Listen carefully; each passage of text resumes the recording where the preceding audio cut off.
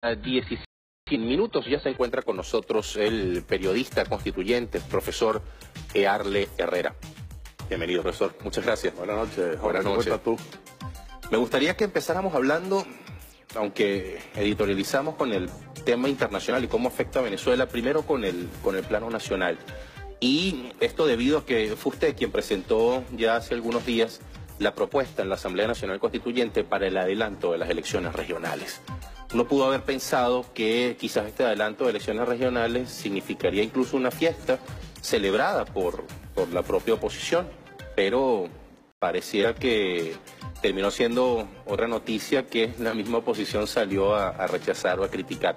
Primero, ¿por qué la petición del adelanto de las elecciones y cómo evalúa usted la respuesta de la dirigencia de la oposición? Bueno, mira, obviamente que saliendo de dos procesos electorales, el primero el simulacro que convocó el CNE con una gran participación y colas que se mantuvo a altas horas de la noche, y luego la elección constituyente del 30 de julio, que sirvieron de algo más que un bálsamo en un escenario de violencia. Sí. Nos llevó a nosotros a pensar que no era necesario esperar hasta diciembre para unas elecciones que estaban dentro del calendario electoral, nosotros y constitucional. No es como la oposición que plantea elecciones que no están dentro de esos lapsos, como elección del presidente o elecciones generales, sino unas elecciones que más bien estaban atrasadas por otras razones que ya se han explicado suficientemente y que podían adelantarse, obviamente, aprovechando ese fervor que expresó la gente por los procesos electorales, incluso el que ellos llamaron, donde dicen ellos que participaron 7,5 millones de personas, aunque hayan quemado los cuadernos, pero aún así, pues, la consulta electoral expresó que el pueblo, pues, prefiere las vías pacíficas, democráticas, constitucionales, y de allí vino la motivación de nuestra proposición en la Asamblea Nacional. Ellos que venían pidiendo estas elecciones de hace más de un año, pues protestaron, dijeron que era otra maniobra del régimen. Bueno, si se la hubiésemos entonces postergado para julio, la protesta hubiese sido la misma. Entonces, es algo de ir siempre en contra de, y nunca de proponer algo desde la perspectiva de ellos. En ese mismo sentido, se realizó el proceso electoral de la Constituyente, se adelantan las elecciones regionales para gobernadoras y gobernadores, se intensifica, uno puede decir, las prácticas democráticas en nuestro país que siempre han estado, pero ha servido incluso como excusa para llamados a intervención militar de parte del presidente Donald Trump, sanciones económicas, bloqueo financiero, ahora de parte del secretario del Tesoro Steven Mnuchin, que se puede analizar sobre lo que ha venido haciendo Estados Unidos y sobre la reacción o la nula reacción de la derecha en Venezuela. Bueno, los Estados Unidos, ellos han señalado con mucho cinismo que ellos van a sacar a la dictadura de Venezuela y han hecho una campaña mundial planetaria de que en Venezuela hay una dictadura. Ellos apoyan monarquías medievales que están en el Medio Oriente, en otros lugares de este planeta. Sin embargo, aquí donde con esta elección vamos a realizar la número 22 de consulta al pueblo, eso de la dictadura lo vienen haciendo ellos, Jorge, desde la misma noche en que el presidente Hugo Chávez fue elegido presidente, un 6 de diciembre de 1998. Y ellos han tratado desde entonces, con resultados adversos para ellos, de ponerle coto a la revolución bolivariana, que fue un mensaje para todos los pueblos de América Latina. Detrás del golpe del 2002 estuvo la CIA, ya eso está comprobado. El embajador de los Estados Unidos abierta y descaradamente, todos los embajadores que tuvieron ellos en ese lapso, o en todo ese tiempo en el que se mantuvo en el poder el presidente Hugo Rafael Chávez Frías, ellos han estado conspirando contra la revolución bolivariana. Ahora, cuando gana el presidente Maduro las elecciones, con la muerte del presidente Chávez, ellos pensaron que la mesa estaba servida para lograr el objetivo de acabar con la revolución bolivariana.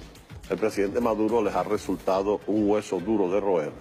Lo subestimaron los Estados Unidos, lo subestimó la oposición venezolana y el presidente, por supuesto, ha tenido que gobernar en un escenario sumamente difícil, complicado, desde el mismo momento en que asumió el poder, por una violencia interna, por una guerra económica que ahora saca sus misiles más poderosos con este bloqueo financiero y con una caída abrupta de los precios del petróleo de $100 a $20. Eso ha tenido sus consecuencias inclusive dentro del movimiento revolucionario.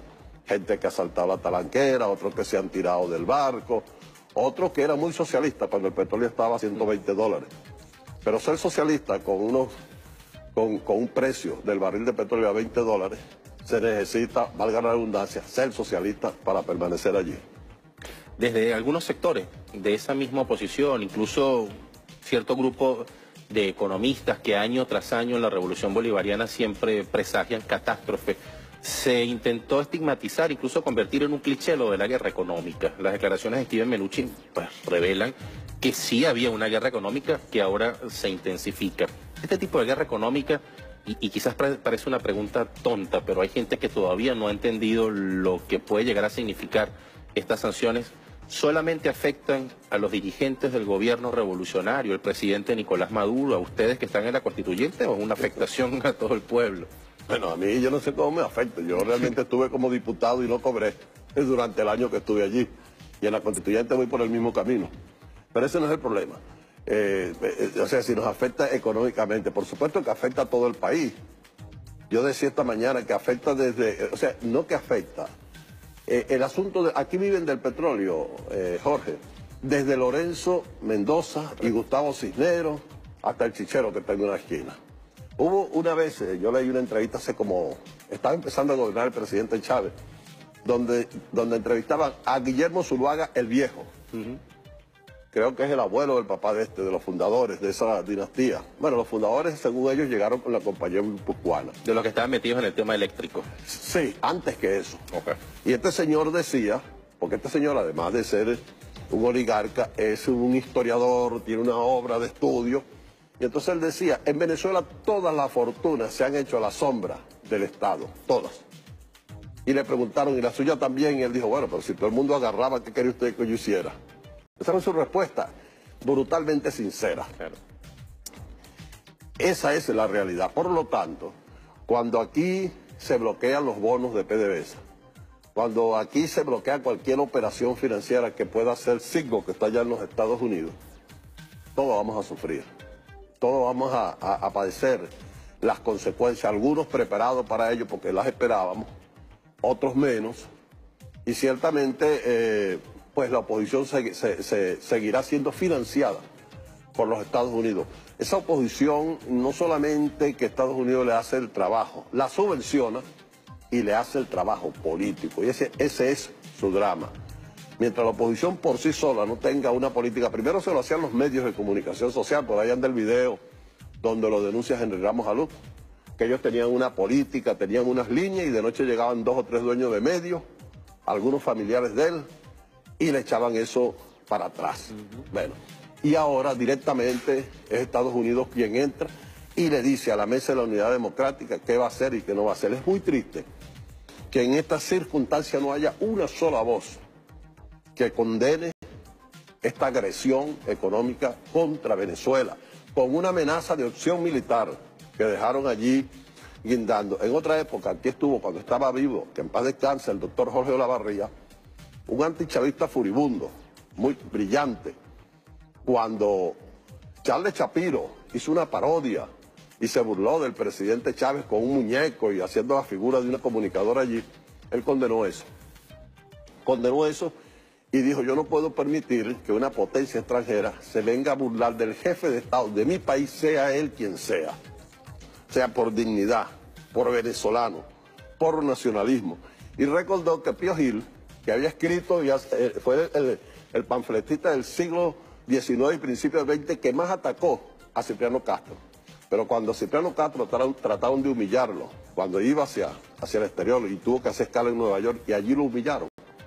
Bueno, Pío Gil protestó, dijo nosotros, ojo, palabras textuales citadas por la Barría, dijo, nosotros los venezolanos quizás tengamos razón para meterle 4 tiros a Cipriano Castro en cualquier esquina, pero no podemos permitir que ninguna potencia extranjera lo humille sin nosotros endosar nuestra propia soberanía. Entonces esas son palabras que están allí de venezolanos que sintieron en algún momento la agresión de potencias extranjeras, que es lo que se siente hoy. Cuando hubo el bloqueo también, muchos opositores de guerra de Cipriano Castro fueron a ponerse a la orden para defender la patria. Bueno, ante esta agresión a Venezuela no ha habido un solo dirigente de la Mesa de la Unidad Democrática, de la oposición venezolana. Hay algunos que no se le puede pedir eso. Eso es como pedirle peras al olmo o al horno, como dice el otro de allá del Catatumbo.